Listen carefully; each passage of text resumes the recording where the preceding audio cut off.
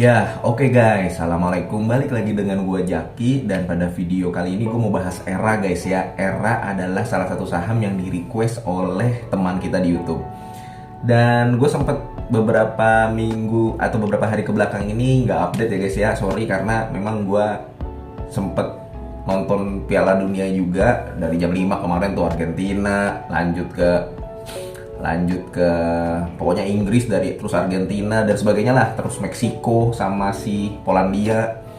Nah, jadi agak capek juga gitu guys. Oke, nggak penting itu sih. Tapi kita bahas Era guys.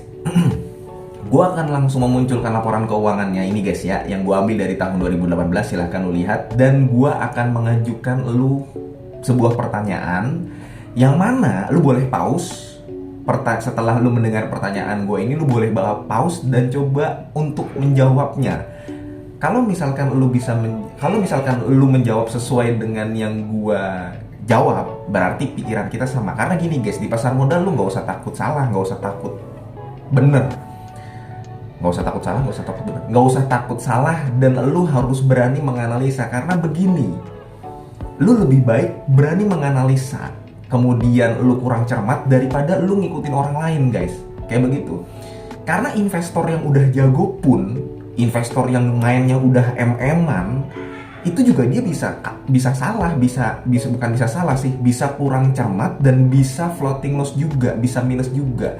Jadi gua sarankan untuk mulai menganalisa sendiri, walaupun nanti hasilnya kurang baik, tapi setidaknya lu udah menganalisa sendiri, bukan membeli karena rekomendasi orang, karena tahu dari orang, seperti itu guys. Termasuk gua, kalau lu ngeliat di video sebelumnya, gua nggak pernah merekomendasikan ini saham bagus atau jelek, tapi gua menurut pendapat pribadi. Oke, balik seperti itu guys ya. Balik lagi, gua mengajukan pertanyaan, gua udah munculkan, dan pertanyaan gua adalah, ketika lu melihat laporan keuangan dari 2018 sampai 2022 ini, menurut lu apa yang menarik dari Era dan apa yang kurang menarik dari si Era ini? Oke, lu boleh pause guys ya. Nah, karena ini udah pokoknya lu udah nggak pause, ya udah gua jalan aja. Lu boleh menjawab ketika lu pause videonya. Kalau gua melihatnya bahwa yang menarik dari Era, betul ekuitasnya terus bertumbuh. Tapi yang tidak menarik dari Era ini adalah lu perhatikan laba bersihnya guys. Jadi kan pendapatan, kemudian nanti ada laba usaha, laba bruto, dikurangi segala macam beban-beban yang akhirnya nanti tercermin di laba bersih kan guys. Nah, gua orang yang langsung fokus ke laba bersihnya kalau gua pribadi. Ya kalau dalam beberapa tahun terakhir nggak terlalu masalah, gua nggak akan ngorek-ngorek lebih rinci. Tapi gua langsung fokus ke laba bersihnya.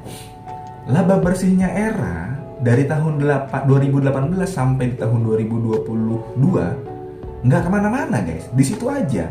2018 dia 850 miliar, 2019 dia turun, yang akhirnya dia nggak membagikan dividen kan. Ya iyalah, mendingan nyelamatin perusahaannya dulu, ngapain memaksakan untuk membagikan dividen untuk investor. Mendingan nyelamatin perusahaannya dulu, karena ya untungnya dikit juga. Di tahun 2020 laba bersihnya jadi 600 miliar. Di tahun 2021 laba bersihnya menyentuh 1 triliun, saat ini 680 miliar. Jadi gue melihatnya laba bersih Era ini tidak kemana-mana. Kenapa? Padahal, lu tahu nggak guys, ada Vivo X70, Vivo X60, Oppo Find X2 Pro, ada Samsung Note 9, Note 8, S22 Ultra. HP selalu keluar tiap bulan dari berbagai macam platform, dari berbagai macam merek, berbagai macam vendor dan sebagainya. HP terus-terusan keluar, ROG, banyak lah, ada Poco, apalagi tuh Xiaomi, semuanya berlomba untuk merilis HP baru. Tapi tidak terlalu signifikan untuk hal tersebut terhadap kinerja si Erafone sama Era Jaya ini. Jadi walaupun setiap brand merilis HP, tapi tidak terlalu ada dampak signifikan bagi si Era ini guys. Gue melihatnya seperti itu. Justru yang memberi kinerja signifikan dan kinerjanya menjadi baik adalah di tahun 2021 guys. Ketika semua orang lagi pada WFH, lagi banyak di rumah, sekolah-sekolah online, sampai sekarang anak gue juga masih sekolah online, perlu HP baru, perlu gadget baru, mungkin perlu tablet, akhirnya kinerjanya bagus, laba bersihnya bagus. Jadi era ini kalau gue lihat ya, setelah gue tampilkan laporan keuangannya, menurut gue pribadi tidak menarik karena tidak ada lagi momentum yang bisa membuat kinerja si era ini jadi makin baik. Seperti itu guys. Nah, lu bisa lihat dari laba bersihnya. Kemudian guys ya, kali ini kalau menurut gue ya, sekali lagi gue balikin ke lu jawabannya sama atau tidak dengan gue. Ketika lu sama berarti lu sepemikiran bahwa si era ini tidak menarik. Tapi kalau misalkan lu berbeda dan lu mendapatkan hal yang lebih baik serta lebih cermat daripada gue, bisa jadi dong. Karena kan gue juga orang yang gak pintar, gue bisa aja dapet hal yang lebih bagus, lebih cermat, lebih jeli dari orang-orang lain. Gue bahkan juga punya temen dari pasar modal dari tahun 2009, ya gue kadang-kadang sharing sama Bang Roy, mudah-mudahan lu nonton video gue nih ya. Gue sering sharing sama dia, gue baca laporan keuangannya, kalau ada industrinya yang gak gue paham, gue tanya dia. Dan kalau menurut gue ya ini tadi gue bilang, si era kurang menarik. Karena tidak ada lagi menurut gue momentum yang bisa membuat si era kinerjanya jadi baik setelah tahun 2021 itu. Dan kalau lu mau tahu guys ya, sempat di tahun 2021 itu ada berita guys bahwa salah satu bos era Jaya itu dia menjual sahamnya. Lu inget gak guys BBCA kemarin pas nyentuh angka 8.700-an? Presidirnya jual saham kan. Jadi memang orang yang berinvestasi itu begitu guys, sabar, tenang, santai aja, mau naik mau turun. Ketika dia tahu bahwa itu harga sahamnya sedang tinggi, ya dia jual. Jadi bukan beli ketika naik, jual ketika turun, tapi sebaliknya, beli ketika turun, jual ketika sedang tinggi. Nah itu di tahun 2021 nih guys ya. Nih kalau misalkan lu mau lihat beritanya, lu coba cek sendiri boleh. Salah satu direkturnya, petingginya, Johan Sutanto itu menjual seluruh kepemilikan saham perusahaan ponsel itu sebanyak 225.000 saham era pada 16 Juni lalu tahun 2021 guys. Saat kinerjanya lagi baik-baiknya. Begitu. Oke, itu kita sudah membahas laporan keuangannya. Jangan lupa era ini juga sempat stock split ya guys dengan rasio 1:5. Terus kita lihat lagi guys. Sebenarnya kalau divaluasinya ya, gua kenapa selalu menggunakan PBV dan PER? Karena PBV adalah salah satu indikator yang paling mudah untuk menentukan suatu harga saham murah atau tidak.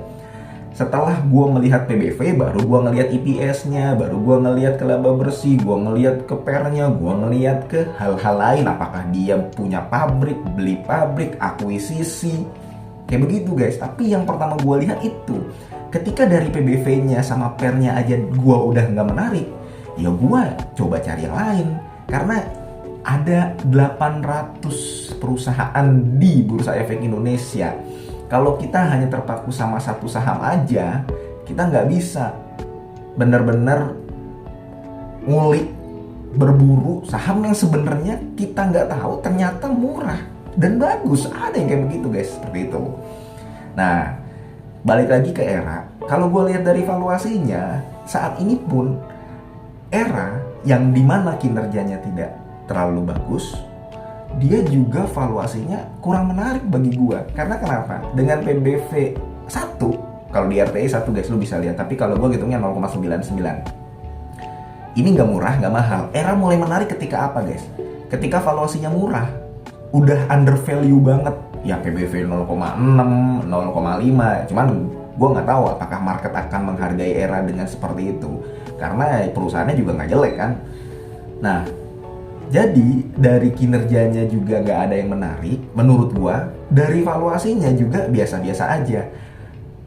Lu hari ini perhatikan gak guys? Ada GPRA, Gapura Prima Perdana atau apalah, GPRA lah. Gue pernah punya, gue udah TP waktu sebulan yang lalu di harga 111, dia sempat turun lagi, dia naik lagi sekarang kan 20% GPRA. Kenapa guys? Coba perhatikan GPRA, valuasinya cuma 0,3 guys, ditambah EPS kuartal ketiga bagus, makanya sih itu saham terbang. Lu boleh cek sendiri, dan gue sempat membahas GPRA ini di video sebelumnya mengenai potensi saham apa yang bisa multi bagger, bisa memberikan lu keuntungan gede setelah batu bara. Ya properti, menurut gua konstruksi, karena under value semua. Nah itu, sebegitu pentingnya melihat under value sebuah saham yang ternyata dari under value tersebut bisa memberikan kita keuntungan. Era, gua nggak melihat hal tersebut. Valuasinya nanggung. Nanggung ini dia nggak mahal, tapi nggak murah juga. Dia bagi dividen. Kalau misalkan dia bagi dividen dan cukup rutin, walaupun di tahun 2019 enggak, ya agak susah sih dia turun lagi ke valuasi yang lebih murah, karena perusahaan bagi dividen kan bagus juga. Nah, era ini nilai jualnya menurut gua yaitu salah satunya di ekuitasnya. Ekuitasnya bertumbuh karena memang dia membagikan dividennya, lihat deh. Dividen payout rasionya 18%. Tahun 2019 enggak, tahun 2020 7,76%. Ada 92%-an laba ditahan. Di tahun 2021 ada 36% DPR-nya. Jadi ya gimana ekuitasnya nggak naik terus ya kan? Jadinya book value-nya ada potensi dalam jangka panjang naik terus. Tapi untuk harga sahamnya saat ini Era berapa? Era itu kalau nggak salah di harga 300 ya guys. Nah, gue melihatnya bahwa Era ini masih berpotensi untuk turun. Jadi, ya paling gitu aja guys ya. Kalau menurut gue untuk Era, untuk lu yang memang udah megang, nggak apa-apa. Paling tidak lu udah tahu, dan sekali lagi ini bukan ajakan jual beli. Lu bisa mengevaluasi lagi kalau memang lu lagi boncos. Kalau lu memang lagi cuan ya monggo, nggak apa-apa, dinikmati. Tapi gue belum melihat ada hal yang menarik dari Era ini.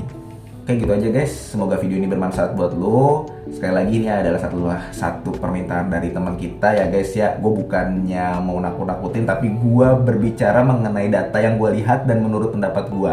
Adapun gue kurang cermat atau kurang teliti, atau pendapat gue nggak agak sesuai dengan harapan lo, ya mau bagaimana, gue melihatnya begitu kan ya. Oke.